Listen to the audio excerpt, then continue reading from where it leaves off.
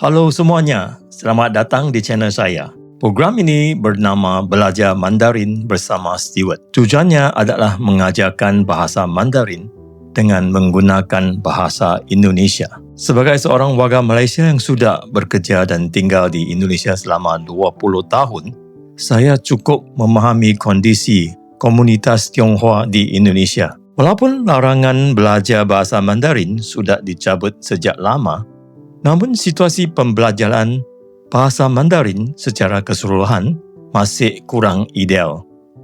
Oleh kerana itu, saya terfikir untuk membuat program ini. Mungkin ada yang berkata, saya seorang S3, tetapi mengajar bahasa Mandarin dasar, bukankah itu terlalu menyanyiakan kemampuan? Menurut saya justru sebaliknya.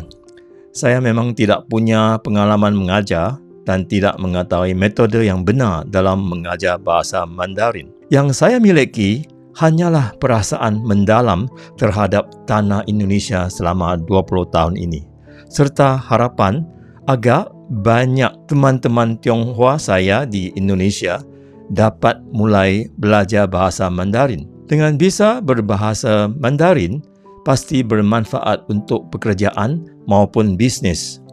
Juga, belajar satu bahasa tambahan itu pasti ada 1000 manfaat dan tidak ada ruginya. Terlebih lagi, ini adalah bahasa ibu orang Tionghoa.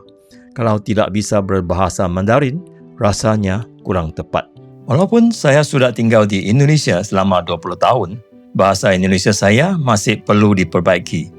Asalkan teman-teman bisa mengerti, itu sudah cukup.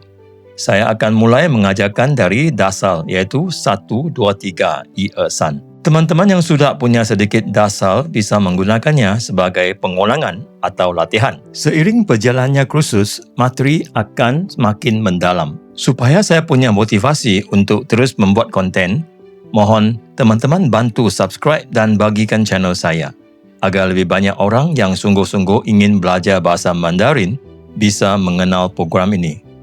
Mari kita mulai. Pertama, kita harus belajar banyak kosakata. Sama seperti dulu saat kita belajar bahasa Inggeris, juga harus menghafal banyak kosakata. Belajar bahasa Mandarin pun sama. Harus dimulai dari mengenal huruf. Saya akan mengajarkan teman-teman mendengar, membaca, menulis dan berbicara. Setiap orang bisa belajar dengan kecepatannya masing-masing. Terus menonton video dan berlatih. Asal belajar dengan serius, pasti bisa menguasai kemampuan dasar bahasa Mandarin. Biar kita mulai dari yang paling dasar, yakni 1, 2, 3. Perhatikan di pinggir kosakata, ada tanda-tanda yang beda-beda. Inilah 4 bunyi atau suara yang kita harus tahu sebelum membaca. Kita lihat, bunyi pertama simbolnya strip yang datar. Bunyi kedua, strip yang miring. Bunyi ketiga, simbolnya seperti centang.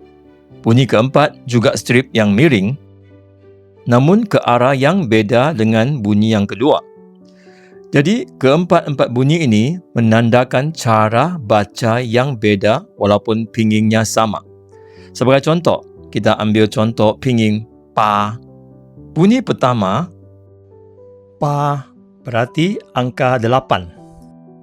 Bunyi kedua, pa, artinya cabut. Bunyi ketiga, artinya pegangan, pa. Bunyi keempat, pa, berarti ayah. Jadi, sebelum baca kosakata, harus perhatikan tanda-tanda di pinggir untuk tentukan cara bacanya. Jadi kita mulai dari 1, 2, 3. 1. I. Bunyi pertama, I. I. 2. Bunyi keempat. 3. San. Bunyi pertama. San. 4. Si. Bunyi keempat. Si. Bunyi keempat. 5. Bunyi ketiga. 6. Bunyi keempat. 6. Bunyi keempat. 6. 7. 7. Bunyi pertama, ci, ci, ci, ci, ci. Bunyi pertama, ci. 8, pa. Bunyi pertama, pa, pa, pa, pa. Pa. 9, 9. Bunyi ketiga, jiu, jiu, jiu, jiu. 9. 10, 10. Bunyi kedua, shi, shi, shi, shi.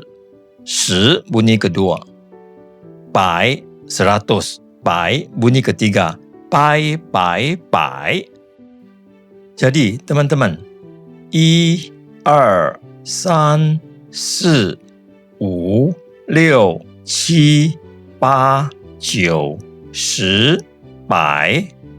Inilah kosakata yang paling dasar kita akan belajar hari ini. Jadi, selain untuk membaca dengan tepat, kamu harus belajar untuk menulis juga. Jadi, dalam gambar ini ada cara tulis dari 1 sampai 10 dan 100 dalam bahasa Mandarin.